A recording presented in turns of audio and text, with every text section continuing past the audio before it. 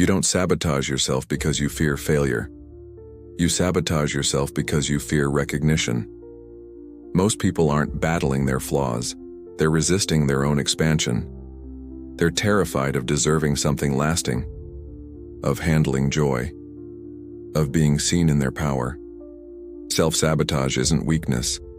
It's emotional loyalty to an older version of you that believes happiness is dangerous. That love means loss. That success means disconnection. So you destroy it before it blooms. You say you want to change, that you're tired of surviving, that you crave peace. But you treat joy like a threat. You hesitate when life begins to align. You complicate what's flowing. You delay when clarity arrives. That's not bad luck. That's emotional coding. Your body flinches when reality contradicts your trauma script. Sabotage isn't failure, it's protection. And why now? Because we live in an era where those who don't know themselves get consumed, where the system profits from your sabotage by selling solutions to wounds it helped deepen, where the collective unconscious vibrates in self-erasure, and those who dare expand without guilt become a threat. I failed more times than I can count, until I saw the truth. It wasn't failure I feared. It was losing my excuses if things worked. Because success demands one radical act, letting go of the self that only knows how to survive. Disabling self-sabotage is not a fight, it's a choice. Stop fighting yourself and start sustaining your greatness. You weren't born self-sabotaging. You learned it. Fast. You learned that shining too bright made someone uncomfortable, that expressing joy brought criticism, that taking risks triggered someone else's fear. You learned that being whole was dangerous, that visibility cost love, that happiness brought punishment. So you shrank, bit by bit, until your light was safe enough to be tolerated. School sealed the deal. You were praised for obedience, shamed for curiosity. You learned that mistakes brought humiliation, that dreaming big was immature, that improvising meant recklessness. With each test and rule, you built a cage called safety. Eventually, you started sabotaging before trying, just to avoid the shame of failing in public. At home, the script went deeper. Maybe you heard, "Don't ask for too much. Money brings problems. Better to expect less." And so your nervous system wired success to guilt, joy to danger, ambition to isolation. Your subconscious built an algorithm. Every time things get good, something bad must follow. You learned to ruin the party before it even starts. Even your spirituality added layers. You were told that desire is ego, that wanting is wrong, that pain is purification. So you cloaked your dreams in silence. You chased peace by suppressing self-worth. You self-sabotaged with divine vocabulary. Not because you were weak, but because you were loyal. Loyal to a system that taught you to feel unworthy of more. Self-sabotage isn't your enemy. It's your protector. It guards the parts of you still bonded to an outdated script. And unless you reprogram that loyalty, every attempt to grow will feel like betrayal. You'll never sabotage your truth, only the part of you that believes it's too dangerous to own it. You're not inconsistent. You're divided.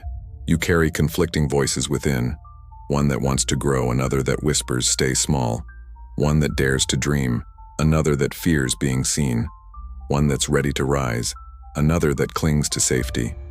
And every time these parts clash, you freeze. Not out of weakness, but out of loyalty to a past version of yourself that equated expansion with abandonment. Your shadow isn't what you hate in others. It's what you've buried in yourself to be accepted. The power you dimmed not to offend, the sensuality you silenced to avoid judgment, the ambition you suppressed so no one would call you greedy. These are not flaws. They're disowned brilliance.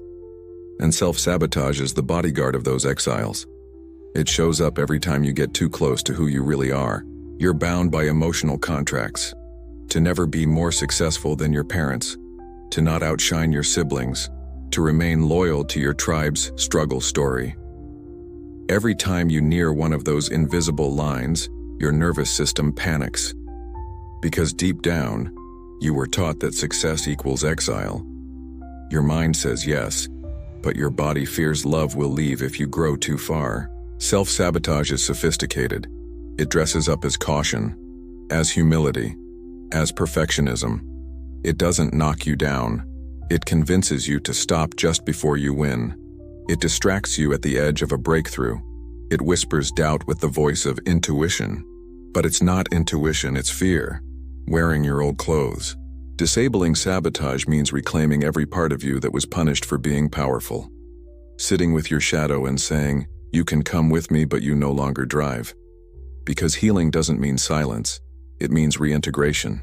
When you stop hiding from yourself, sabotage loses its script. You call yourself free, but your freedom is conditional.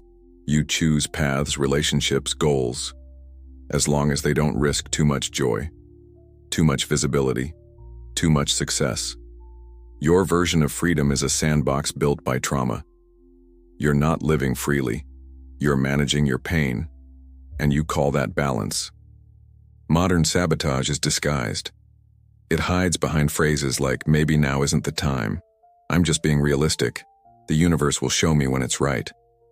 But it's not alignment. It's fear in high resolution. Trauma dressed in logic. Insecurity coded in spiritual language. You've become skilled at staying busy while avoiding your own greatness. We live in a culture that worships productivity and fears vulnerability. You grind, achieve, perform, but inside you're still pulling the brakes, still doubting what flows, still believing that too much joy invites punishment. This fear erodes your presence, and it turns every success into a moment you can't hold. False freedom doesn't come with chains. It comes with applause. You're praised for being grounded, for not getting ahead of yourself, for being measured.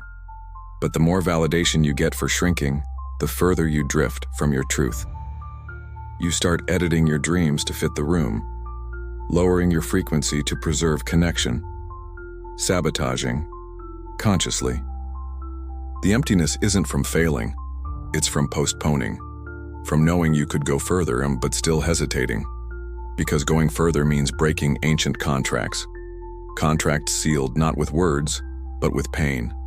And breaking them isn't rebellion, it's resurrection. Breakthrough isn't a burst, it's a breath. A moment where you feel the familiar pull to sabotage and simply choose not to. No noise, no drama, just awareness. Real power isn't doing more, it's sustaining the new without collapsing. That's vibrational rebellion. You don't disable sabotage with positive affirmations, or to-do lists, or hustle. You do it by stopping the negotiation with fear, by saying, "This time, I'll follow through, even if I shake, even if I stand alone, even if I don't feel ready." Sabotage doesn't vanish. It weakens every time you move despite it. Each decision to act without asking your old wounds for permission reprograms your entire field. Rebuilding means becoming loyal to a new frequency, one where success doesn't require guilt, where joy doesn't trigger punishment, where you don't shrink your happiness to look humble. You're allowed to be well, to receive with ease, to expand without apology. You're not betraying anyone by thriving, but to rebuild, you must bury the versions of yourself that don't know how to live outside struggle. You must let go of the part that only feels worthy when exhausted, that only feels alive while fixing something, that only feels safe inside chaos. That version was your armor, but now it's a cage.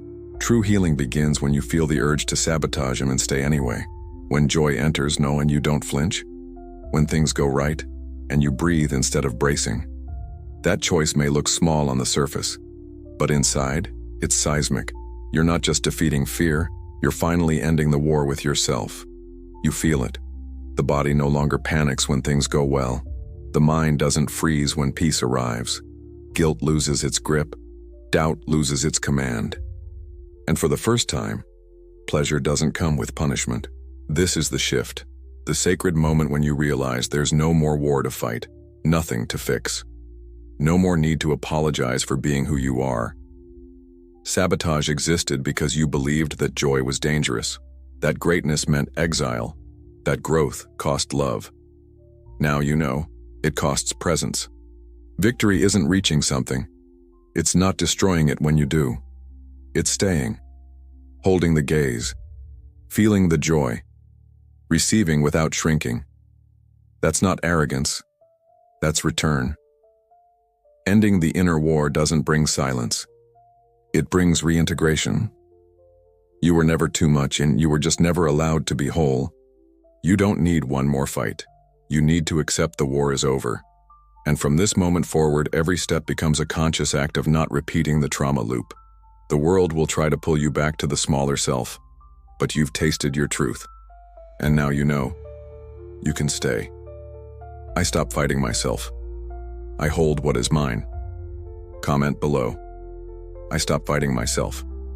I hold what is mine. Share this with someone who crashes every time they rise. And if you're ready to reprogram your frequency, subscribe now. The end of sabotage begins with a silent yes to your own greatness.